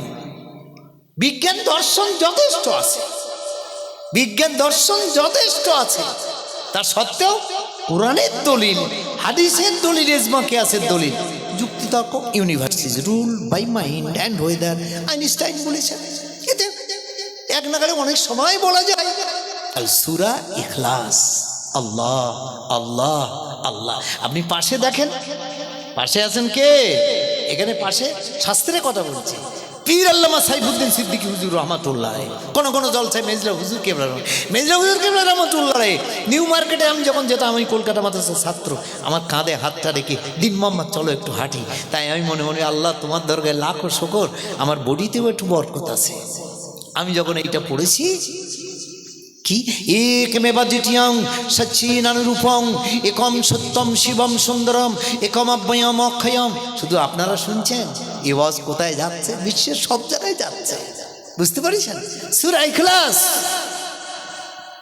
আল্লাহ এক অদ্বিতীয়, একই প্রায় অর্থবোধক, আল্লাহ আল্লাহ। তাহলে আল্লাহ আল্লাহ করলে লাভ, অনেক লাভ, অনেক লাভ, অনেক লাভ। আল্লাহ আল্লাহ। আপনারা জানেন যেসব ছেলেরা আপনাদের এখানকার বোম্বাইতে থাকে, আমি যখন পড়তাম তখন টিকিট ছিল 10 পয়সা। বান্দ্রা থেকে ট্রেনে উঠবেন, আপনারা ট্রেনে উঠে জায়গাটার নাম হলো, যেখানে ওই দি তারাপুরি ভেলা অ্যাকোয়ারিয়াম, মাছ মিউজিয়াম, ফিশ মিউজিয়াম, বুঝতে পেরেছেন? ওইখানে সমুদ্রের উপকূলে গিয়ে দেখবেন চুনোপুটি মরুল্লা থেকে শুরু করে সব মাছ গ্লাসে পানি দিয়ে রেখেছে, মৃত মাছ কেমিক্যাল দিয়ে রেখেছে, তার ভিতরে কি সুন্দর করে মৃত মাছ, তুর্কি, জাপান, সেখানে একটা গ্লাসের ভিতরে দুটো মাছ আছে মৃত, গ্লাসের গায়ে লেখা আছে কোরআন ফিশ। একবার বলুন না সুবহানাল্লাহ। কোরআন ফিশ, উর্দুতে লেখা আছে কোরআন মাছলি। আমি নিজে দেখি তখন 10 পয়সা টিকিট, বুঝতে পারছেন? 10 পয়সা টিকিট। এটা বলার আমার উদ্দেশ্য কি? কৃতিত্ব, কৃতিত্ব। আমরা আল্লাহ আল্লাহ করি, আমরা আল্লাহ আল্লাহ করি। আল্লাহ কেন লেখা লা ইলাহা ইল্লাল্লাহ? লেজের একদিকে লেখা লা ইলাহা ইল্লাল্লাহ, আল্লাহ এক অদ্বিতীয়, আর একদিকে লেখা শানে আল্লাহ, আল্লাহর কৃতিত্ব। একবার জোরে বলা যাবে না সুবহানাল্লাহ? দারেস সালাম সমুদ্রে, তানজানিয়া দারেস সালাম সমুদ্রে মৎস্য ব্যবসায়ীরা কিভাবে ওই মাছটা ধরেছিল, 31 পয়সা হতে আরম্ভ করে 5,000 টাকা সেই সময় তার মূল্য হয়েছিল। এখন ভারত সরকার ওই বোম্বাইতে মিউজিয়ামের মধ্যে ওই মাছ দুটো রেখে দিয়েছে। আর একবার বলুন না সুবহানাল্লাহ, সুবহানাল্লাহ। আল্লাহ আল্লাহ আল্লাহ। আমি একটু নারায়ে তাকবীর বলবো তো, এই জন্য একটুখানি আপনাদের কাছে রাখলাম। আপনিও আল্লাহ আল্লাহ করেন, আমরাও আল্লাহ আল্লাহ করি। বসিরহাটের আল্লামা হুজুর রহমাতুল্লাহ আলাইহির অসুস্থ হয়ে পড়েছিলেন। ডাক্তারবাবু এলেন, টেটিস্কোপ লাগিয়ে বললেন, আমি দেখে বুঝতে পাচ্ছি শরীরে আর রক্ত নাই, সব পানি হয়ে গেছে। আল্লামা হুজুর আদো আদো সুরে বলছেন, ডাক্তারবাবু আমার এই পর্যন্ত আমি আমার হাতের দ্বারা, কলমের দ্বারা, লেখনীর দ্বারা এই বাঙালি মুসলিমদের জন্য আমি খেদমত করেছি, মুখের দ্বারা বক্তৃতা ওয়াজ নসিহত করেছি, এই জন্য আমার শরীরের রক্ত সব পানি হয়ে গেছে। আবার টেলিস্কোপটা লাগিয়ে ডাক্তারবাবু বলছেন, আমি আওয়াজ পাচ্ছি এর ভিতরে একটা আল্লাহ আল্লাহ শব্দ আসছে। একে কি বলে? মিরাকল। মিরাকল, অলৌকিক ঘটনা অনেক সময় হয় না? আল্লাহর ওলিদের ক্ষেত্রে কারামত, কারামত মুজা প্রায় একই। মিরাকল, আল্লাহ আল্লাহ, এরকম। ডাক্তারবাবু হিন্দু মানুষ হলেও শাস্ত্র জানেন, তাদের আছে আল্লাহ শ্রেষ্ঠং জ্যেষ্ঠং শ্রেষ্ঠং পরমাং পূর্ণাং ব্রহ্মণ, আল্লাহ আল্লাহ শব্দ পেয়েছে। আর আপনি আমি আল্লাহ আল্লাহ করলে কতক্ষণ করি? রাত্রিতে আপনি শয়নকালে আল্লাহ আল্লাহ করবেন, একটু বারংবার আল্লাহ আল্লাহ আল্লাহ আল্লাহ করে আপনি ঘুমিয়ে যাবেন। দেখবেন মুখটা বন্ধ থাকবে, ভিতরটা আল্লাহ আল্লাহ শব্দ জারি থাকবে। একবার বলুন না 21 বার বিসমিল্লাহির রহমানির রহিম পড়বেন। আপনার সারা রাতের যা কিছু সব কিছু আল্লাহর উপর দায়িত্ব থাকলো, আপনার কোনো কিছু ক্ষতি হবে না। আপনি আমি আল্লাহ আল্লাহ করি কতক্ষণ? একবার আল্লাহ বললে কত লাভ, একবার চিন্তা করে দেখেন। আল্লাহ দেখি একবার, নারায়ে তাকবীর। আচ্ছা, এটা তো হলো ফার্স্ট গিয়ার, সেকেন্ড টপ দেখি একটু কিরকম যায়। আগের গাড়ির গিয়ারের কথা বলছি, এখন তো 5-7টা করে গিয়ার হয়ে গেছে। নারায়ে তাকবীর, নারায়ে তাকবীর। মহান ইসালে সওয়াব, মহান ইসালে সওয়াব উলামায়ে কেরাম, মৌলানা সিদ্দিক হোসেন সাহেব, মৌলানা আব্দুল গফর সাহেব, সিলসিলায়ে ফুরফুরা শেরি। নারে তাকবীর। একটু আওয়াজ তুলে পড়ুন, আল্লাহুম্মা সাল্লি আলা সাইয়্যিদিনা মাওলানা মুহাম্মদ ওয়া আলা আলিহি সৈয়দিনা মাওলানা মুহাম্মদ। রসুল আমার ভালোবাসা, রসুল আমার আলো আশা, রসুল আমার কাজে কর্মে অনুপ্রেরণা। আল্লাহুম্মা সাল্লি আলা সাইয়্যিদিনা মাওলানা মুহাম্মদ ওয়া আলা আলি সাইয়্যিদিনা মাওলানা মুহাম্মদ। বৈশাখ আমি একটা বিষয়ের উপরে রাখতে রাখতে আমি এতদূর চলে এসেছি। এখন রসুল পাকের প্রতি ভক্তি মহব্বত ভালোবাসা আর মৃত্যুর কথা তো একটু বলতে হবে। মা বোনের আশেপাশে আছেন, মা বোনদের কথা তো একটু আলোচনা রাখতে হবে। আপনি আমি এক জায়গা থেকে আর এক জায়গায় যাই, মা বোনেরা তো সবসময় যেতে পারেন না, সে বিষয়ের উপরেও কিছু আলোচনা রাখতে হবে। এখন রসুল পাকের প্রতি ভক্তি মহব্বত ভালোবাসা কতটা রাখার প্রয়োজন। আল্লাহ এখন দেখেছেন আই লাভ মোহাম্মদ বলুন সাল্লাল্লাহু আলাইহি সাল্লাম। হুচটকে ভুল করে পশ্চিম দিকেও পড়ে না, পেচ্ছাপ করে পানি নেয় না, নামাজ নেই, কালার কিছুই নেই, আই লাভ উঠেছে কথা, বাস এরাও শুরু করে মোড়ে একটা কাগজে লাগাও আই লাভ। শুধু আই লাভ মোহাম্মদ বলবেন না, বলার সাথে সাথেই পাশে জোরে বলুন সাল্লাল্লাহু আলাইহি ওয়াসাল্লাম। বাস্তবে রূপায়িত করতে হবে ভক্তি মহব্বত ভালোবাসা তার নামের সাথে, কাজের সাথে, আচার আচরণের সাথে। মুহাম্মদ সাল্লাল্লাহু আলাইহি ওয়াসাল্লাম the prophet, general, warrior, orator, reformer, reviews of performance is perfect. তার জীবনের দিক একটা ছিল না, সর্বগুণে গুণান্বিত ছিলেন। এই জন্য আমরা পড়ি না বালাগালুলা বিকামালিহি কাশাফাদ্দুজা বিজামালি, আমরা পড়ে থাকি। দেখি আর একবার নারায়ে তাকবীর, আর একবার বলুন নারায়ে তাকবীর। রসুল পাকের প্রতি ভক্তি মহব্বত ভালোবাসা। যারা বিরোধিতা করেছে তারা জানে জ্ঞানের অভাব। রসুল পাকের জীবনী লক্ষ লক্ষ মুসলিম তারা লিখেছে, আর অমুসলিমদের তরফ থেকে 5 থেকে প্রায় 6,000-এর মতো শুধু জীবনী বেরিয়েছে। আর একবার বলুন সুবহানাল্লাহ। তার মধ্যে স্যার উইলিয়াম মোর লিখেছেন 10 খণ্ড, 10 খণ্ড, বুঝতে পারেন, ইংরেজিতে ফুলি। আপনি ন্যাশনাল লাইব্রেরিতে গ্রাহক হন, রসুল পাকের জীবনীর দিক কি একটা, not only doctor but a father of doctor, not only scientist but a father of science. সাধারণ বিজ্ঞানী ছিলেন না, বিজ্ঞানীদের বাপ ছিলেন, বলুন সুবহানাল্লাহ। ডাক্তার ছিলেন না, ডাক্তারদের বাপ ছিলেন। বর্তমান সময় আলোচনা করতে গেলি না এরকম ট্রাফিক পুলিশের মতন কাজ করতে হয়, 4 রাস্তার মাঝখানে দাঁড়িয়ে 92 দাঁড়াও, 82 এসো, 78 থেমে যাও, দ্যাট ইজ মাল্টিপারপাস। রসুল পাকের জীবনী ভক্তি মহব্বত ভালোবাসা আপনার আমার আছে, আপনার আমার আছে। একটা ঘটনা আপনাদের কাছে, কষ্ট হচ্ছে নাকি আপনাদের? একটু জোরে বলেন, যদি বলেন কষ্ট হচ্ছে,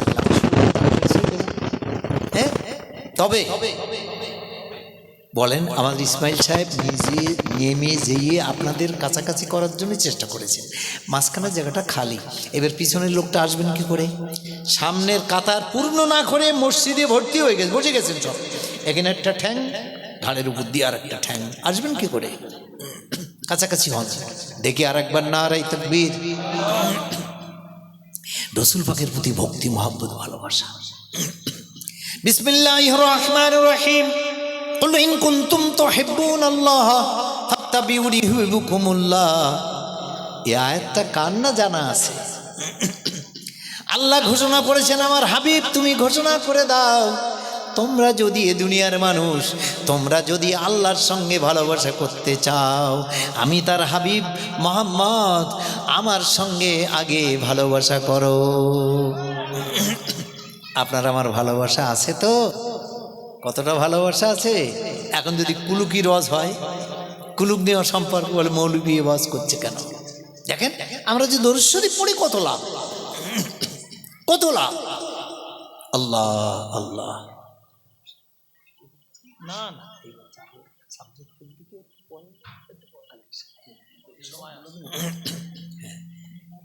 কমিটি এরকম না হলে হয়? কমিটির লোক দেখেন সজাগ সব বসিয়ে আছেন সব। আলহামদুলিল্লাহ আলহামদুলিল্লাহ আলহামদুলিল্লাহ।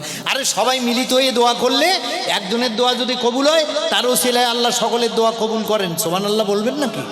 আচ্ছা, আমি যে হঠাৎ করে মুখ থেকে বার হলো যে একজনের দোয়া কবুল হলে তার ওসিলায় সকলের দোয়া কবুল হবে, আমি কি একটা ছোট ঘটনা রাখবো? একটু রাখবো নাকি? আমি যাচ্ছি, মিলিয়ে যাচ্ছি। শোনেন, আপনাদের ধামাখালি মার্কেটে মিষ্টির দোকানে কেরোসিন পাওয়া যায়? একটু হ্যাঁ না বলবেন। কেউ নাক ছিটকাবেন না, বুরুকুঞ্চিত করবেন না, নফরত মত কিজিয়ে, ঘৃণা করবেন না। উদাহরণ শরীয়তে জায়েজ আছে। একটু মৌলানা সাহেব বসে আছেন, আরো সব আলেম সাহেবরা সব বসে আছে, উদাহরণ শরীয়তে জায়েজ আছে। আল্লাহ বলেছেন উদউ ইলা সাবিলি রাব্বিকা বিল হিকমাত ওয়াল মাউইজাতিল হাসানা, call to the way of your lord with wisdom and goodly exhortation and have disputation with them in the best manner. আল্লাহ বজ্রুনি না দেখুন, তোমরা আমার পথে আহ্বান করো সুন্দর সুন্দর যুক্তি তর্ক জ্ঞান বিজ্ঞানের দ্বারা। একবার বলুন না। আমি হালকা পাতলা লোক, ছোট একটা মৌলবি, আপনি নাক ছিটকে দিলেন। মত কিজি, নফরত মত কিজি। আমার ভালো মনে আছে পাঞ্জাবে পীর আল্লামা কালিমুল্লাহ হুজুর রহমাতুল্লাহ আলাইহি বলছে, কোচি এবার তোমার একটু পাঞ্জাবে যেতে হবে। পাঞ্জাবে যে সালাম কিয়াম শুরু হয়ে গেছে, ইয়া নবী সালাম আলাইকা, সুন্দর করে। এটা পাঞ্জাবি মুসলিমও আছে জানেন। আগে আমরা বলতাম বাঁধাকপি, গাড়ি চালাতো ড্রাইভাররা বাঁধাকপি পাগড়ি দিকে সালাম কিয়াম শুরু হয়েছে। বলছে, আরে বাঙালি মৌলানা, ইয়ে তো রসুল কি জমানে में नहीं थे, आप क्यों कर रही है? বলছে রসুলের যুগে তো এই সালাম কিয়াম ছিল না। ঠিক এরকম করে বলছে। আজ সরদার জি গুস্তাখি মাফ कीजिए, अब মোবাইল छोड़ के बात करना। কিছু মনে করবেন না, আপনি মোবাইলটা রেখে কথা বলেন। আরেকজনের কাছে যেই বলছে, আরে মাইনে সওয়াল क्या सलाम कियाम के बारे में, मोबाइल के बारे में क्यों कर रहे, মোবাইলের কথা বলছে কেন? তখন আশেপাশে সব বলছে, तुम्हारा अकल नहीं है, तुम बोला है कि रसूल की जमाने में सलाम कियाम नहीं थे, तुम्हारा मोबाइल भी नहीं थे, इसलिए बंगाली मौलाना तुमको बोला है कि मोबाइल छोड़ के बात करना, बस चुपचाप। কিরকম হলো? চুপচাপ। মাস্টার মশাই ছাত্রদের জিজ্ঞেস করছে, যখন মেসেজ জ্বালানো হয় আগুন আসে কোত্থেকে? ছাত্রছাত্রীরা সব পাকা বলছে, স্যার আপনি বলছেন আগুন আসে কোত্থেকে? আগুন যখন নিভে যায় কোথায় যায়? মাস্টার চুপ, ছাত্ররা চুপ। বোকা একে বোকা, বোকা দুগুনে চার বোকা। বুঝলেন? অনেক রেডিমেড ইডিয়েট পাওয়া যায় বাজারে। আমি যাচ্ছি না সেদিকে। তো উদাহরণ একটা আমি বলছি। কেন উদাহরণের কথা বলছি? আল্লাহ বলেছেন, জিজ্ঞেস করবেন হাফেজ সাহেব আছে, হোপ্পাজি কেরাম, হুজ্জাজি কেরাম, মাকড়সার উদাহরণ দিয়েছেন। মাকড়সা নাকি মোহন সাহেব? একটা সূরার নাম আনকাবুত, মাকড়সা। একটা বলতে বলতে আমি আর একটাই যাচ্ছি। আমি দিন ইসলাম বৈদ্য এখন 1 ঘন্টা লোহারস করবো। কোন বাপের বেটা মুসলমান আমাকে বলে লোহারস করবেন না? আমি জানবো আপনি কিছুই জানেন না, বোকা দিগ্রেট, আপনি সুস্থ পাগল, রেডিমেড ইডিয়েট। কেন? কোরআন শরীফ একটা সূরার নাম হাদিদ, মানে লোহা। আর একবার সুবহানাল্লাহ বলা যাবে? আমি ডিসি কারেন্ট, বিদ্যুৎ সম্পর্কে ওয়াজ করব। আপনি যদি নিষেধ করেন আপনার জ্ঞান নাই। কেন? সূরা রাত, বিদ্যুৎ, বিজলি, এসি কারেন্ট, ডিসি কারেন্ট। কোরআন শরীফে শুধু সূরার নামকরণ নিয়ে যদি আলোচনা হয়, পরে যদি আবার মৌলানা সাহেব বলেন, আবার একজন এসে বলেন, যুগ যুগ ধরে শেষ করা যাবে না। বলুন সুবহানাল্লাহ। আমরা তো জানার চেষ্টাই করি না। আমরা শুধু কি ব্যাপার, জুব্বার চাচা এসে বলছে, আমার মেয়ে লিখে দিয়েছে একটা মৌলবি এই গজল বললো, মৌলবি তুমি একটু বলবা? তাই বলছি একটা মৌলবি নাও মেয়েদের জন্য। দেখবেন জলসায় উঠলে এখন তো গজল আর গজল। আমার হুজুর কেবলারা কি বলেন, আর এখন গজল। মা তোমার হোসেন ফোরাত তীরে, মা বোনেরা বলবেন ইসলামাইন সাহেব আগামী বছরের দাউদ দাও, সাইফুদ্দিন সাহেব, তৈব সাহেব আগামী বছর, পুরো গজলটা বলতে বলো। আসলে ওটা বেদির মেয়ে ধোসনার গানের নকল একটা। গজল শিল্পীরা এসে সব লোকে আমায় পাগল বলে, আরেকজন এসে তাতে কিছু হয় না। এলেমক সাহেব বলছে ঝাঁটা মেরে নামাও। এটা কি রসুলের স্টেজ? কি পরিস্থিতি এখন? আপনি ওয়াজটা শুনবেন কোথায়? নাত পড়ুন, নাত পড়ুন। হুজুর কেবলারা কি নাত পড়েন? ইশক নবী মেরে দিল মে ভি সমা জানা। সুবহানাল্লাহ সুবহানাল্লাহ। এইটা তো চাপে না, অনেকে চাপতে পারে না। রাত্রি ফজিলা একটু অজ শুনবো, চাপতে চাপতে তাহারি ভুলানো গেল না, গান বেরিয়েছে। তো ভুল হয়ে গেছে, আবার চেপেছে, মনটা যদি না থাকি তো বেরিয়েছে। অনেক সময় পরে একটা গজল এসে কলেমা আর দরুদ শরীফ চাপতে দেখবেন নেটে, দেখবেন। আমার তো ছোট মোবাইল, সাবেকের মোবাইল না। ইশক নবী মেরে দিল মে ভি সমা জানা। পাশে আছেন আব্দুল মান্নান নাদুবি সাহেব, আমার মেজু বেটা যেখানে পড়াশোনা করেছি উনি পড়াশোনা। আলেম ওলামারা বহু আছেন, এটি শুনবেন। দিন ইসলাম বৈদ্য পাগলামি করে গেছে, একটা ভুল কথা বলে গেছে। কি বলছে দেখেন, ইশক নবী মেরে দিল মে ভি সমা জানা। আল্লাহ আল্লাহ আল্লাহ, তোমার নবীর ভক্তিতে আমার অন্তরটা ভরপুর করে দাও। মুঝকো ভি মোহাম্মদ কা দিওয়ানা বানা জানা। আল্লাহ, তোমার নবীর আমাকে পাগল করে দাও। এসব গজল নাই, সেই গজল একদিন এক বুড়ি না। আর শ্রোতারা বলছে আরো বলো, আরো বলো, আরো বলো, নেকির পর নেকি আরো বলো। আমাদের অভ্যাস নাই, অত বলতে পারি না। ওই যা হুজুর কেবলাদের কাছে শুনেছি, আমরা একটু পড়েছি, তাই আমরা বলি। আমি যে হঠাৎ করে বললাম, সবাই মিলিত হয়ে দোয়া করলে একজনের দোয়া যদি কবুল হয়, তার ওসিলায় আল্লাহ সকলের দোয়া কবুল করে থাকেন। একবার বলা যাবে সুবহানাল্লাহ? একটু জোরে বলবেন। এই যে সুবহানাল্লাহ বলা হলো, লাভটা কি? লাভটা কি? আল্লাহ রসুল বলেছেন, সাগর উপসাগর মহাসাগরে যে উর্মিমালা ঢেউ, এ দীঘার ঢেউ না। আমি নাম করছি না, মুসলমানের বেটা চাইতে বউ নিয়ে যায় দীঘায় বেড়াতে। লজ্জার কথা। চাইতে বউ বোঝে না। একজন জিজ্ঞেস করছে, চাইতে বউ কাকে বলে? আমি বলছি, একটা ছেলে আর্মিতে, তার পোস্টিং পাঞ্জাবে, তার বউকে বর্গা করেছে একজন, তাকে নিয়ে গেছে দীঘায়। বলছে, ও আমি বুঝতে পারিনি, এ দীঘার ঢেউ না। বুঝতে পারছেন? উর্মিমালা ঢেউ, আরব সাগরের ঢেউ। যারা পানি জাহাজে হজ করেছে, আল্লাহ রসুল বলেছেন, সাগরের যে উর্মিমালা ঢেউ, উর্মিমালা ঢেউ, এ অপেক্ষাও বেশি পরিমাণে গোনা আল্লাহ মাফ করে দেন যখন কোনো বান্দা বান্দি একবার মনে প্রাণে বলে সুবহানাল্লাহ। এবার একটু জোরে হবে, এবার একটু জোরে হবে সুবহানাল্লাহ। গোনা মাফ হয়ে যায়। ও দীঘার ঢেউ না। দীঘায় গেলে নাকি ওই নদীতে একটু গোসল করলে নাকি শরীর পরিষ্কার হয়, কি একটা হয়। আর দেখবেন, আমি নাম করছি না,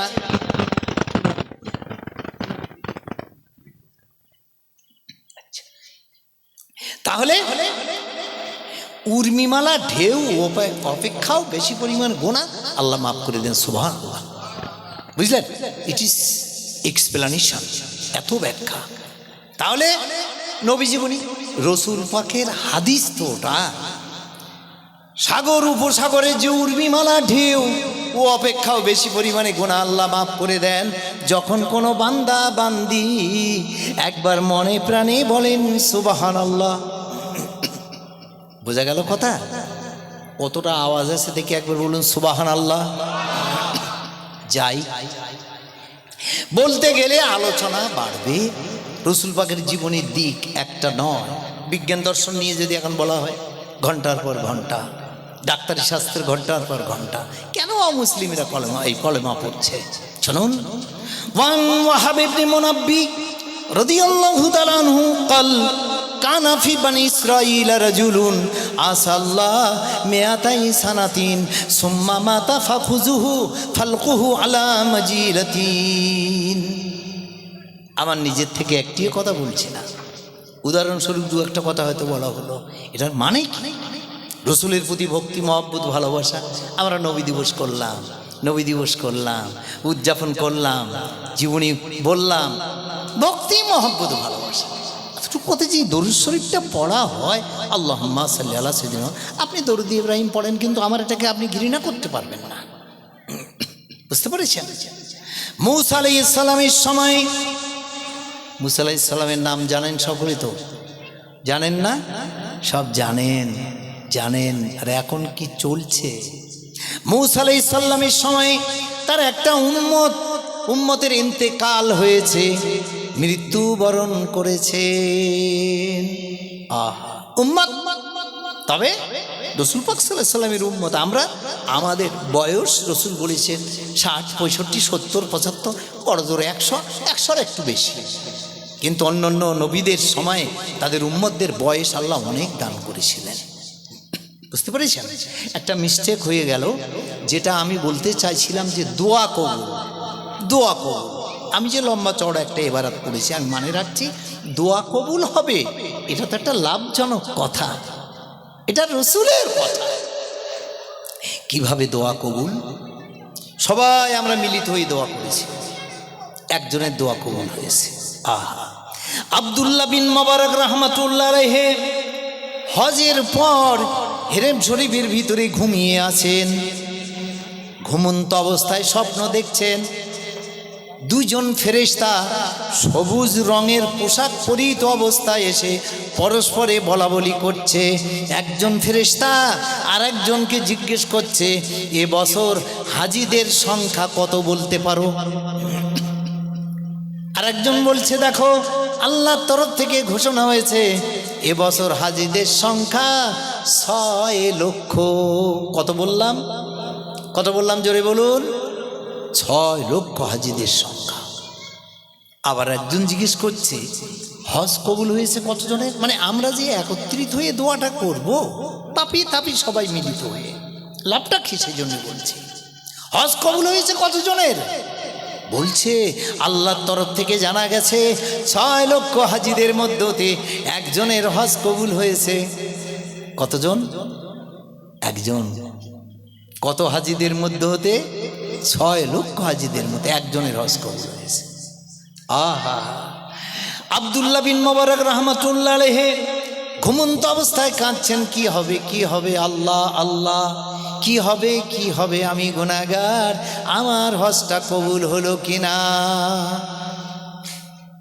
ঘুম ভেঙে গেল, দুটো হাত তুলে দোয়া করছেন, অঝোর নয়নে কাঁদছেন, আল্লাহ 6 লক্ষ হাজিদের মধ্যে তুমি একজনের হজ কবুল করেছ, আল্লাহ না জানি আমার হজটা কবুল হয়েছে কিনা, আল্লাহ কি উপায় হবে।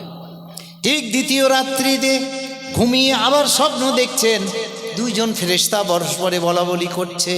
একজন বলছে, শোনো, কাল আমরা আলোচনা করছিলাম একজনের 6 লক্ষ হাজিদের মধ্যে একজনের হজ কবুল হয়েছে। বলছে, তুমি কি সংবাদ পাওনি? একজনের হজ আল্লাহ কবুল করেছেন, ওই একজনের ওসিলায় 6 লক্ষ হাজিদের হজ কবুল হয়ে গেছে।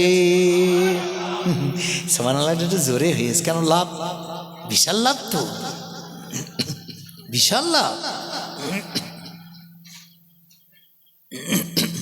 তাহলে মিলিত দোয়া, শেষে একটা দোয়া হবে। আর আমি যে একটা লম্বা চওড়া একটা ইবারাত আপনাদের কাছে আমি পড়েছি, এর মানেটা কি? মাইকটা তো ভালোই ছিল, তো এরকম একটা শব্দ আসছে কেন? ঠিক আছে, শুনুন।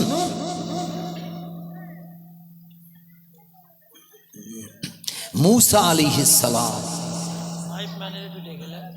ওই তো না না এরা ও মাইকম্যান ভাই কোথায় আছেন আপনি? একটু আসুন, একটু ডিস্টার্ব হচ্ছে।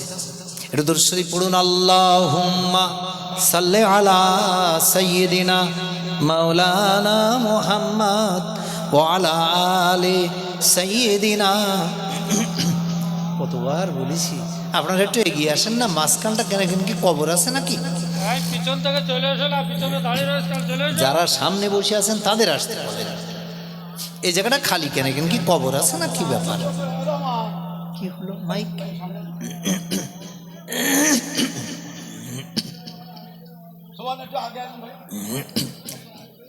একজন আর একজনের পাশে বসে।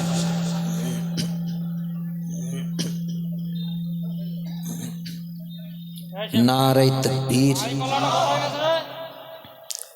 মাইকওয়ালা ভাই কোথায় আছেন আপনি?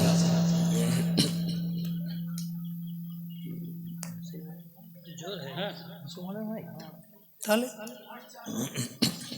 আসুন একটু ঠিক করে দেন, এই আওয়াজটার জন্য একটু ডিস্টার্ব হচ্ছে। দেখে আর একবার নারায়ে তাকবীর। মহান ইসালে সওয়াব, মহান ইসালে সওয়াব, নারায়ে তাকবীর।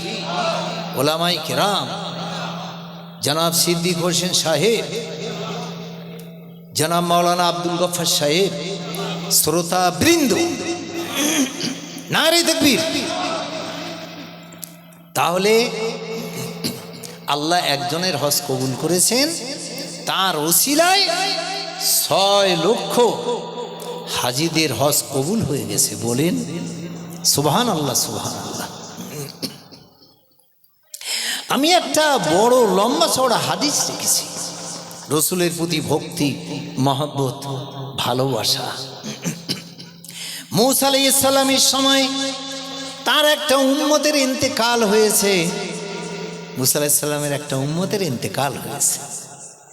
আমাদের দিকে মানুষ মরে গেলে আমরা কি করি? তাকে সবাই মিলিত হয়ে গোসল দিয়ে থাকি, কাফন পরাই, জানাজা নামাজ অন্তে কবরস্থ করি। সবাই মিলিত হয়ে তাকে গোসল দিল না, কাফন তো দূরের কথা, জানাজা নামাজও পড়লো না, কবরস্থ করলো না। সবাই মিলিত হয়ে তাকে গোসল দিল না, কাফন পরালো না, কবরস্থ করলো না। আল্লাহ কি করেছে? সবাই মিলিত হয়ে কাঁধে করে নিয়ে রাস্তার পাশে যে খাদ থাকে, ড্রেন থাকে, আমরা অনেক সময় গোদা বাংলায় খানা খুন্দুক বলে থাকি, ড্রেন, আবর্জনা জিনিস থাকে, সেখানে তাকে ফেলে দিয়েছে। কেউ আনমনা হয়ে শুনবেন না, সেখানে তাকে ফেলে দিয়েছে, কাঁধে করে নিয়ে ফেলে দিয়েছে। যেভাবেই হোক মূসা আলাইহিস সালাম সংবাদ পাওয়ার সাথে সাথে বিদ্যুৎ বেগে এসে হাজির। মূসা আলাইহিস সালাম বজ্ররণী নাদে গুরুগম্ভীর স্বরে বলছেন, এই আমার এই উম্মতের ইন্তেকালের বাদে তোমরা কবরস্থ না করে এ খাঁড়ে আবর্জনায় পচা গলা জিনিস সেখানে ফেলে দিয়েছো কেন? উত্তর দাও, ফেলে দিয়েছো কেন? হতবাক, ভীত সন্ত্রস্ত সবাই উত্তর দিচ্ছে, এ আল্লাহর নবী মূসা আলাইহিস সালাম, আপনি যদি আপনার এই উম্মতের খবরটা রাখতেন, তাহলে এই ফেলে দেওয়ার কাজে আপনি সহযোগিতা করতেন। আমরা যে ফেলে দিয়েছি এই কাজে আপনিও সহযোগিতা করতেন। মূসা আলাইহিস সালাম বলছেন, কেন, কি করেছে আমার এই উম্মত? বলছি, আল্লাহর নবী মূসা আলাইহিস সালাম, শুনুন, আপনার এই উম্মত তো 200 বছর কাল জীবিত ছিল। এত আয়ু আল্লাহ তাকে দান করেছিল। 200 বছর কাল জীবিত ছিল, কণা পরিমাণ একটা নেকির কাজ, ভালো কাজ, পুণ্যের কাজ আমরা করতে দেখিনি। হুজুর, এই 200 বছরের মধ্যে একটা ভালো কাজ করতে দেখিনি। তাহলে কি করেছে? ভালো কাজ করেন, তাহলে অন্যায় কাজ করেছে। হে আল্লাহর নবী মূসা আলাইহিস সালাম, আমরা সবাই মিলিত হয়ে চিন্তা করলাম, একে কবরস্থ করে কোনো লাভ হবে না, এর জীবনে কোনো নেকি নাই। হুজুর, তাই আমরা চিন্তা ভাবনা করে একে কবরস্থ না করে খাদে ফেলে দিয়েছি, ওই ড্রেনে ফেলে দিয়েছি। মূসা আলাইহিস সালাম বলছেন, আমাকে তো একটু তোমরা জিজ্ঞাসা করবে, হুজুর ভুল ত্রুটি আমাদের হয়েছে, মাফ করে দিন, আমরাই ভুল করে ফেলেছি। মূসা আলাইহিস সালাম উম্মতদের সাথে কথা বলছেন, উম্মতদের সাথে কথা বলছেন। বলতে না বলতেই, কথা শেষ হতে না হতেই মহান আল্লাহ ঘোষণা করছেন, এ আমার নবী মূসা, আমার ওই গুনাহগার বান্দাকে তোমরা যে ফেলে দিয়েছো, তোমার উম্মতেরা ফেলে দিয়েছে, যারা ফেলে দিয়েছিল তাদেরকে এক্ষুনি তুমি আদেশ করো, এক্ষুনি আমার ওই বান্দাকে উঠানোর ব্যবস্থা করতে হবে। একবার বলুন, এ কি কথা? আল্লাহ বলছেন, আমার ওই বান্দাকে এখন তুলতে হবে, ওঠাতে হবে। ওঠানোর পর নিয়মের মধ্য দিয়ে, গোসল দিয়ে, কাফন পরিয়ে, জানাজা নামাজ অন্তে তাকে কবরস্থ করতে বলো। আল্লাহ মূসা আলাইহিস সালামকে বলছেন যে, মূসা তোমার উম্মতদের বলে দাও, এক্ষুনি তাকে ওঠাতে হবে, গোসল দিয়ে, কাফন পরিয়ে, জানাজা নামাজ অন্তে কবরস্থ করতে হবে। মূসা আলাইহিস সালাম উম্মতদের সামনে বলছেন, এ আমার উম্মতেরা শুনে নাও, আল্লাহ ঘোষণা করেছেন তোমরা যারা ফেলে দিয়েছিলে তাদেরকে আদেশ করতে বলেছেন, তোমরা ওই আমার উম্মতকে ওঠানোর পরে গোসল দিয়ে কাফন পরিয়ে জানাজা নামাজ অন্তে কবরস্থ করো। কে আদেশ করেছেন? কে করেছেন? আল্লাহ। একবার বলুন সুবহানাল্লাহ। আপনাদের তো মনে আছে, আল্লাহ এগুলো তাৎক্ষণিক পরীক্ষা, বলতে গিয়ে একটু মনে পড়ে তাই একটু বললাম যে আল্লাহ আদেশ করেছেন। মুসা আলাইহিস সালামের উম্মতদের বলে না উঠাও, দিনান দিয়া এক্ষুনি এক্ষুনি উঠা দেয়া। উম্মতেরা যারা এই কাজ করেছিল তারা বলছে হে আল্লাহ নবী মুসা আলাইহিস সালাম, সে পাপিষ্ট পামর খাতাকার সিয়াকার জেনে বুঝে আমরা ফেলে দিয়েছি, আল্লাহ কেন তাকে কবরস্থ করতে বলছেন? আপনি আল্লাহর কাছে একবার জিজ্ঞাসা করুন, আপনি একটু জানুন আল্লাহর কাছে। মুসা আলাইহিস সালাম বলছেন হে আল্লাহ, ইয়া আল্লাহ, আমার উম্মতেরা একটু জানতে চায় আপনি কেন ওই গুনাহগার আপনার বান্দাকে কবরস্থ করতে বলছেন। আল্লাহ, আমার উম্মতেরা একটু জানতে চায়। আল্লাহ বলছেন এ মুসা শোনো, মুসা শোনো। মুসা আলাইহিস সালামের উপর যে অবতীর্ণ হয়েছিল, বলতে পারেন এটা কি গ্রন্থ? তৌরাত বা তৌরাত। The lord the god will reveal to the prophet. এত লম্বা চওড়া কথা, সেখানেও রসুল যে আসবেন মুসা আলাইহিস সালাম বলেছিলেন, তার মধ্যে উল্লেখ হয়েছিল, সেইটা মুসা আলাইহিস সালাম বলেছিলেন, তৌরাত গ্রন্থ। আল্লাহ মুসা আলাইহিস সালাম বলছেন, আল্লাহ বলছেন এ মুসা, তোমার ওই যে উম্মত আমার বান্দা, তোমার উম্মতদের মধ্যে হতে অত বড় গুনাহগার উম্মত আর কেউ ছিল না, আমি আল্লাহ খবর রাখি। তুমি কি খবর রাখো? তারা পাপী তাপি জেনে ফেলে দিয়েছে, তোমরা কি খবর রাখো? আমার ওই বান্দার মতো গুনাহগার বান্দার কেউ ছিল না। এ মুসা শুনে নাও, আমার ওই বান্দা কি করতো জানো? এত বড় গুনাহগার হওয়া সত্ত্বেও গভীর রাত্রিতে নিশীথ নিভৃতিতে মানুষ যখন সব ঘুমিয়ে যেত, আমার ওই গুনাহগার বান্দা মনে প্রাণে ওই তৌরিত গ্রন্থটা তেলাওয়াত করত। আর একবার সুবহানাল্লাহ হবে নাকি? আপনারা কেউ ওয়াজ করুন, এই ঘটনা বলুন, আমি বসে শুনবো। তন্দ্রা নিদ্রা ভাব এলে জুতোর মালা গলায় পরিয়ে আমি বাড়ি চলে যাব। বলেন, কষ্ট হয় তো প্রত্যেকে। এই ঘটনা কি ঘটনা? আল্লাহ সুবহানাল্লাহ। তো আর একটু জোরে হবে, জোরে বলেন, আরো জোরে বলুন সুবহানাল্লাহ। আল্লাহ বলছেন এ মুসা, আমার ওই গুনাহগার বান্দা গভীর রাত্রিতে নিশীথ নিভৃতিতে মানুষ যখন সব ঘুমিয়ে যেত, ওই তৌরিত গ্রন্থরা তেলাওয়াত করত, পাঠ করত। শুধু তাই নয়, এ মুসা শুনে নাও, আমার ওই গুনাহগার বান্দা যেখানে তৌরিত গ্রন্থের মধ্যে পড়তে পড়তে তার নজরে আসতো আমার নবী মুহাম্মদুর রাসূলুল্লাহর নাম, তখন আমার ওই গুনাহগার বান্দা আমার নবীর নামটা দেখার সাথে সাথে দরুদ শরীফ পাঠ করত। হচ্ছে মুসা তৌরিত গ্রন্থ পড়তে পড়তে যেখানে আমার নবী মুহাম্মদুর রাসূলুল্লাহর নামটা নজরে আসতো, সঙ্গে সঙ্গে দরুদ শরীফ পাঠ করতো। আর একবার বলুন সুবহানাল্লাহ। এ মুসা শুনে নাও, শুধু তাই নয়, ফি আইনাইনে দরুদ শরীফ পাঠ করে দুটো আঙুলে চুম্বন দিয়ে চোখে মালিশ করত। সুবহানাল্লাহ। এ মুসা আমার নবীর নামে দরুদ শরীফ পাঠ করেছে, তাই ওর জীবনের গুনাহরাশিকে মাফ করে ওই দরুদের বাবরকতে ওর জীবনের গুনাহরাশিকে মাফ করে দিলাম। আল্লাহ। এ মুসা শুনে নাও, বেহেশতের মধ্যে আলাদা ঘর রেখেছি, হুর রেখেছি। কেন? গুনাহগার হওয়া সত্ত্বেও নবী পাকের প্রতি ছিল ভক্তি মহব্বত ভালোবাসা, দরুদ শরীফ পাঠ করত। আমাদের ভক্তি মহব্বত কতটা আছে বাস্তবায়িত করতে হবে। তো জলসা দিলাম, সব কিছু করলাম, তার আদর্শ নিয়ে তো চলতে হবে আপনার আমার। তার জীবনেই বলে শেষ করা যায় না।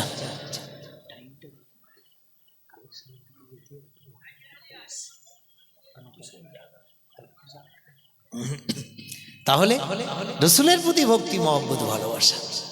আরেকটা ঘটনা আপনাদের কাছে আমি রাখি।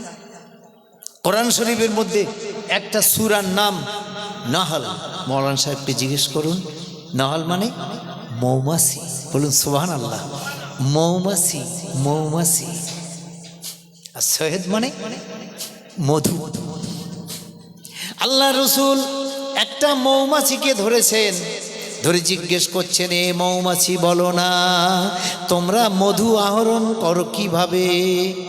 মধু আহরণ করো কিভাবে? এই মধু সংগ্রহ করো কিভাবে? আল্লাহ মৌমাছিদের জবান দিয়েছেন, তাদের ভাষা দান করেছে। গুনগুন আওয়াজে উত্তর দিচ্ছে, ইয়া রাসূলুল্লাহ, ইয়া হাবিবাল্লাহ, হুজুর আমরা আল্লাহর আদেশে গাছের কোঠরে চাক তৈরি করি। আন্নাহলু আনিত্তাখাজি মিনাল জিবাল বুয়ুতাও মিনাশ শাজার। আল্লাহর আদেশে আমরা গাছের কোঠরে চাক তৈরি করি, পাহাড়ের ফাটলে চাক তৈরি করি, ঘরে বাড়িতে চাক তৈরি করি। তাই করে না মৌমাছিরা? তাই করে। ইয়া রাসূলুল্লাহ, আমরা চাক তৈরি করি। এবার আমরা বিভিন্ন ফুলের উপরে বসে ফুলের রস চয়ন করে সংগ্রহ করে আমরা চাকে জমা করি। বলুন, মৌমাছিদের সঙ্গে কথা হচ্ছে, এগুলো তো মিরাকল, সব মুজিজা। আল্লাহ তাদের ভাষা দান করেছিলেন, আর রসুলকে মানব দানব জিন ইনসান যা আছে সকলের ভাষা বোঝার ক্ষমতা দান করেছিলেন। বলুন সুবহানাল্লাহ, সুবহানাল্লাহ। আল্লাহ রসুল বলছেন, এ মৌমাছি উত্তর দাও, অধিকাংশ ফুলের রস হয় তিতো, তিতো হয়, কিন্তু তোমরা যে তিতো রস এই চাকে জমা করো, এটা মধু হয় কিভাবে? কিভাবে মধু হয়? আহা! মৌমাছিরা উত্তর দিচ্ছে, ইয়া রাসূলুল্লাহ, ইয়া হাবিবাল্লাহ, হুজুর আমরা বিভিন্ন ফুলের উপরে বসে ফুলের রস চয়ন করে চাকে জমা করি। জমা করার বাদে ভক্তি সহকারে আপনার নামে আমরা গুনগুন আওয়াজে দরুদ শরীফ পড়ি। কি কথায় বলছে হুজুর, আর কত আগাবো এটাকে, এরকম জায়গায় নিয়ে বলবো? মাথা যতটা চুল তার ডবল তো মাইক্রোফোন ব্যবহার হয়ে গেছে, কত আগাবো? তুমি ওখানটা নড়াচড়া করবে না, ওখানে বসবে, নয়তো খুঁজে পাওয়া যাবে না। আর এই যা হয়েছে বুঝলে, আমার চোরের মন পুলিশ, তুমি একটু সরি বসে মনে হবে আবার কিসে হাত দিচ্ছ তার ঠিক নাই। এই আচমকা আন্তরিক রোগ দেখা দিল একবার, করে শব্দ হচ্ছিল। দেখি নারায়ে তাকবীর। তাহলে মৌমাছিরা কি বলছে, হুজুর ফুলের তিতো রস চাকে জমা করার বাদে আপনার নামে আমরা ভক্তি সহকারে প্রাণ উজাড় করা ভালোবাসা দিয়ে দরুদ শরীফ পাঠ করি। ইয়া রাসূলুল্লাহ, ইয়া হাবিবাল্লাহ, হুজুর আমরা দরুদ শরীফ পাঠ করি। এই দরুদের বাবরকতে মহান আল্লাহ ওই ফুলের তিতো রস মধু বানিয়ে দেন। ইয়া আল্লাহু আকবার, আল্লাহ আল্লাহ। যিনি রাইটার কিতাব লিখেছেন তিনি বলছেন, দরুদের বাবরকতে মহান আল্লাহ ফুলের তিতো রস মধু বানিয়ে দিয়েছেন। আর আমরা গুনাহগার, পাপিষ্ঠ, পামর, খাতাকার, সিয়াকার, আমরা যদি রসুলের নামে ভক্তি সহকারে দরুদ শরীফ পাঠ করি, তাহলে মহান আল্লাহ ওই দরুদের বাবরকতে আমাদের জীবনের গুনাহ রাশিকে মাফ করে দেবেন। আল্লাহ, তাহলে ভক্তি ভালোবাসা আপনার আমার কতখানি আছে, এইটাই তো দেখার প্রয়োজন। এই যে দরুদ শরীফ আমরা পড়ি একটু ভক্তি সহকারে, ওয়ালা আলে বললি তো আমরা ওয়ালা আলে, ওয়ালা আলে। আরও একবার আমরা একটু পড়ি, আল্লাহুম্মা সাল্লি আলা সাইয়্যিদিনা মাওলানা মুহাম্মদ ওয়ালা আলে সাইয়্যিদিনা মাওলানা মুহাম্মদ।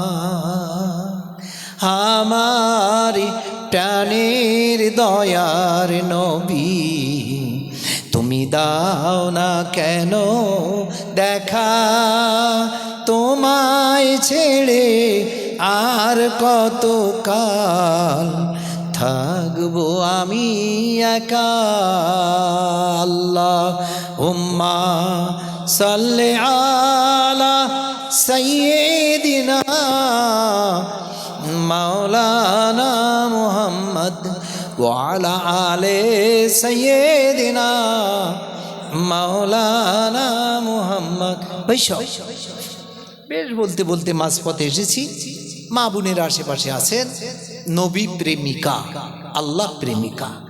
মা বোনদের সম্পর্কে ছোট্ট দু একটা কথা একটু আলোচনা রাখি। কেন সেই সময়ে মা বোনেরা রসুলের কাছে ওয়াজ শোনার জন্যে আবেদন নিবেদন রাখতেন, আবেদন নিবেদন রাখতেন। মা বোনদের ওয়াজ নসিহত অনেক আছে। আপনাদের মনে পড়ে হযরতে ওমর রাদিয়াল্লাহু আনহুর সময়ের একটা ঘটনা মনে পড়ে, অনেকেরই জানা। আহা, হযরতে ওমর রাদিয়াল্লাহু তাআলা আনহু, হযরতে ওমর রাদিয়াল্লাহু তাআলা আনহু গভীর রাত্রিতে বেরিয়েছেন, ছদ্মবেশী হয়ে বেরিয়েছেন, ছদ্মবেশী। বসে, রাজার পোশাক নয়, ছদ্মবেশী হয়ে বেরিয়েছেন। সঙ্গে কে? হযরতে আসলাম রাদিয়াল্লাহু তাআলা আনহু, পালিত পুত্র আসলাম রাদিয়াল্লাহু তাআলা আনহু।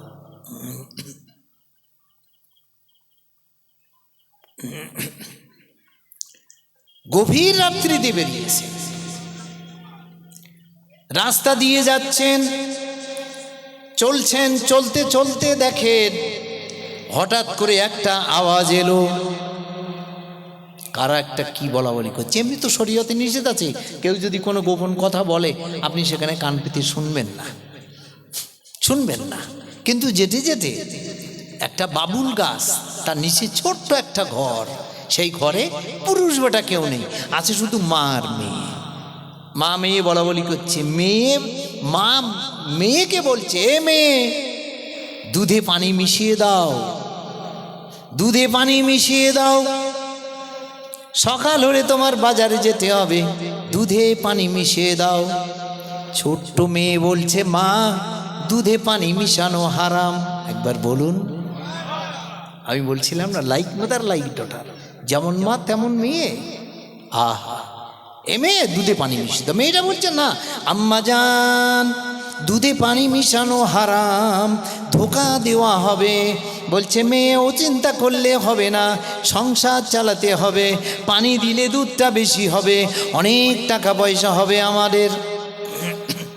মেয়েটা বলছে, আম্মা জান হযরতে ওমর রাদিয়াল্লাহু তাআলা আনহু যদি জানতে পারেন ফাঁসি ঝুলাবেন।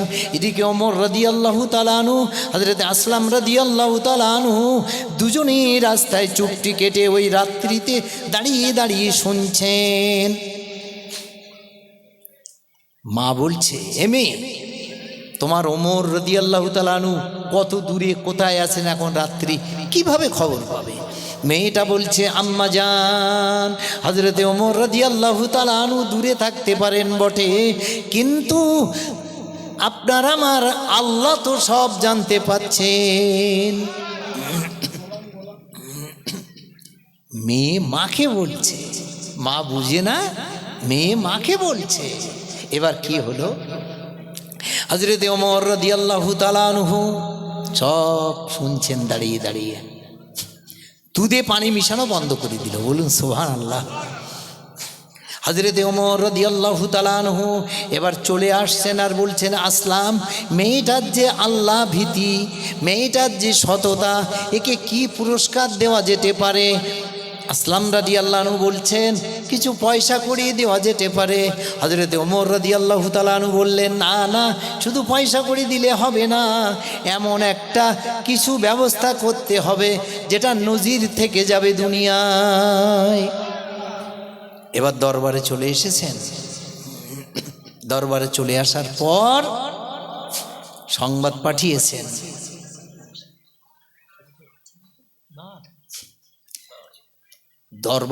দরবারে চলে এসেছেন। আমাদের এখন ওই সিভিক, আগে ছিল যে পেয়াদা, চৌকিদার। হযরত ওমর রাদিয়াল্লাহু তাআলা আনহু একজনকে ডেকে বললেন, একটা কাজ করো, ওই রাস্তা দিয়ে যাও, যেতে যেতে দেখো একটা বাবুল গাছ, ওই গাছের নিচে ছোট্ট একটা ঘর, ওই ঘরের ভিতরে একজন বৃদ্ধা, একটা মেয়ে, বুড়ি মা, একটা মেয়ে, আর কেউ নাই, পুরুষ বেটা নাই। গিয়ে বলো, হযরত ওমর রাদিয়াল্লাহু তাআলা আনহু আহ্বান করেছেন, সংবাদ পাঠিয়েছেন, এক্ষুনি যেতে হবে দরবারে। হযরত ওমর রাদিয়াল্লাহু তাআলা আনহু সংবাদ পাঠিয়েছেন আমাদের দিয়ে, এক্ষুনি আপনাদের দরবারে যেতে হবে। বুড়িমা কাঁদছেন হাউ করে আর বলছেন, ও মেয়ে কি উপায় হবে? হযরত ওমর রাদিয়াল্লাহু তাআলা আনহু হয়তো খবর পেয়েছেন, কি উপায় হবে, কি উপায় হবে। মেয়েটা বলছে, আম্মা জান, চলুন চলুন আমরা চলে যাই, যদি আমরা না যাই আরও রাগান্বিত হবেন, হয়তো ফাঁসে ঝুলাবেন, চলুন আমরা চলে যাই। দরবারে চলে এসেছেন। আসার পর হযরত ওমর রাদিয়াল্লাহু তাআলা আনহু জিজ্ঞেস করছেন, বুড়িমা গত রাত্রে কি আলোচনা করছিলেন? গত রাত্রে কি আলোচনা করছিলেন? আহা, শুনি হাওয়াও করে কাঁদছে, হাওয়াও করে কাঁদছে। কি উপায় হবে? হযরত ওমর রাদিয়াল্লাহু আনহু মনে হয় জানতে পেরেছেন। ওমর রাদিয়াল্লাহু আনহু বলছেন, আপনি আপনার মেয়েকে বলেছেন দুধে পানি মিশানোর কথা, ওই ছোট্ট মেয়ে বারংবার বলেছে পানি মিশানো যাবে না, পানি মিশানো হারাম। আপনি বলেছেন পানি না মিশালে লাভ কম হবে, পানি মিশাতে হবে। মেয়েটা আবার বলেছে, হযরত ওমর রাদিয়াল্লাহু আনহু যদি জানতে পারেন আমাদেরকে ফাঁসিতে ঝুলাবেন। আপনি বলেছেন হযরত ওমর রাদিয়াল্লাহু তাআলা আনহু কত দূরে আছেন, তিনি জানতে পারবেন না। মেয়েটা বলেছে, আম্মা জান, হযরত ওমর রাদিয়াল্লাহু তাআলা আনহু নাও জানতে পারেন, কিন্তু আল্লাহ তো জানতে পারবেন। সুবহানাল্লাহ। বুড়িমা আরো জোরে জোরে কাঁদছে। হযরত ওমর রাদিয়াল্লাহু তাআলা আনহু বলছেন, বুড়িমা, মেয়েটার অন্তরে আল্লাহর ভয় এলো, আপনার অন্তরে ভয় এলো না।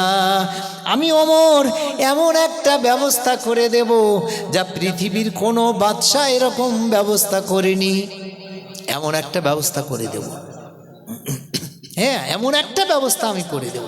বুড়িমা ভেবেছেন মনে হয় এবার আমাকে ফাঁসিতে ঝুলাবেন বা অন্য কোনো আযাব শাস্তি বোধহয় দেবেন, খুব কাঁদছেন। হযরত ওমর রাদিয়াল্লাহু তাআলা আনহু তার ছেলেকে ডেকে জিজ্ঞেস করছেন, ও আমার কলিজার টুকরা সন্তান, শোনো শোনো বাবা, তুমি কি এই মেয়েটার কোনো পরিচয় পেয়েছো?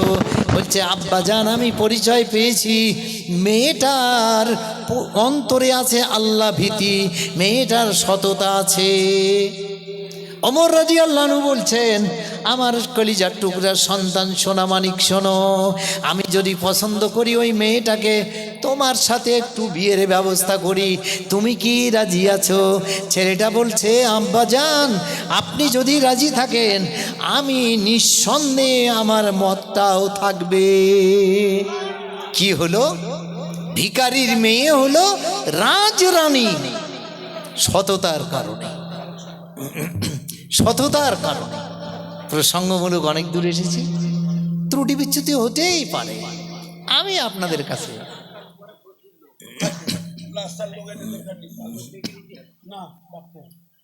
বারংবার ডাকা হচ্ছে, উনি নিজে উঠিও যাচ্ছেন।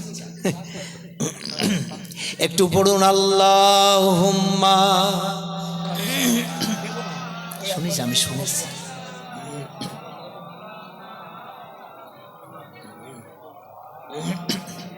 জোরে পড়ুন, আল্লাহুম্মা সাল্লি আলা সাইয়্যিদিনা মাওলানা মুহাম্মদ ওয়া আলা আলি সাইয়্যিদিনা মাওলানা মুহাম্মদ। हमारी मुक़द्दर को चमकाया जिसने वही नूर आया सवेरे सवेरे। अल्लाहुम्मा